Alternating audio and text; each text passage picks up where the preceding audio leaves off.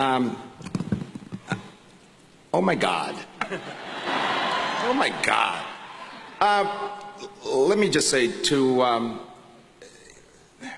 this started out in Tuskegee, Alabama, sitting in class, and what I heard for most of my career, my life, not my career: Mr. Ritchie, would you like to join the rest of the class?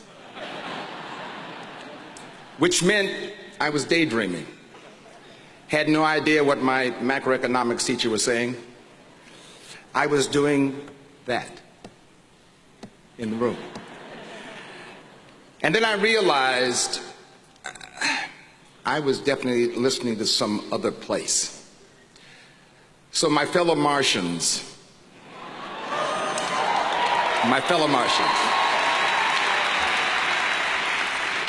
welcome to the other side. I'm going to say this to you, and I want you to honestly believe this. I sat there with my father and mother and grandmother, and I tried to explain to them that I'm going to venture out of the academic side of the Ritchie family and step into the world of music. We were going to be the Black Beatles, the Commodores. We were going to take over the world. I can't use the words my dad said to me at that moment.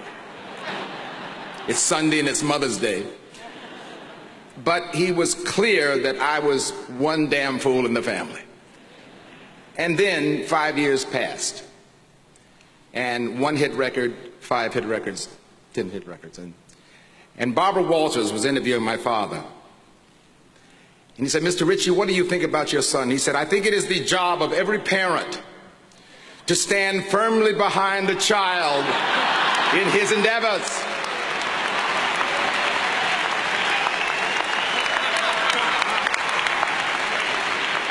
Which means your parents can be paid off. It's very simple.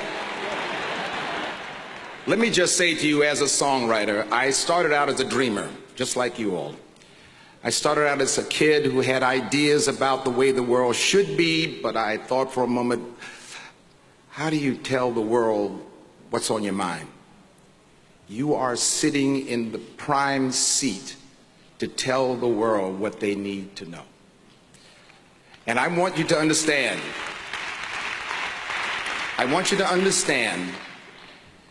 that I started out writing a lyric. I didn't know what I was doing exactly, but giving my thoughts of what I thought love could be and life could be and the philosophy behind this. And then as time went on, people would come up to me and say, "Lionel, I was contemplating committing suicide. And your lyrics got me through a very difficult time. Lionel, I was married on your song. Lionel, I was engaged on your song. Lionel, I was divorced on your song. I had babies on your song." And then I realized that what I was doing was getting through. And the day that it humbled me, in fact, there were 2 occasions. The first one, Nelson Mandela had just come out of prison. And we had a group of us to bring him to New York and to LA. And there were lines of people waiting to meet Madiba. And I remember he caught my eye I was in the back of the room, and he walked over to me, broke the line, walked over to me, and he said, "Young man, I want to thank you for all the lyrics you've written, because your words got me through many days in prison."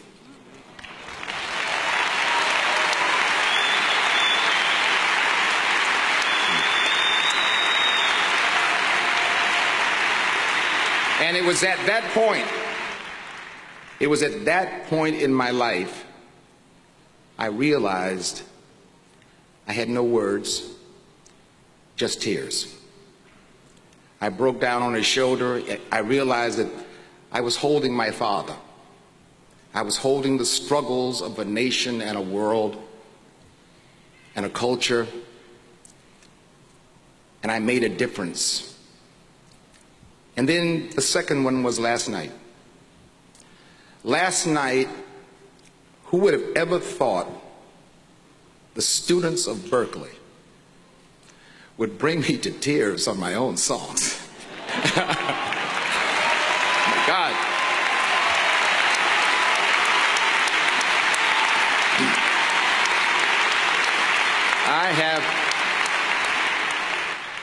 I have performed We Are the World, and I have performed those songs many times, but last night you brought back a thought in my head when you were singing We Are the World.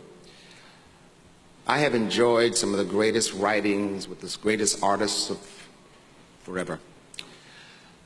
But I certainly wish that Michael Jackson would have been there with me last night to share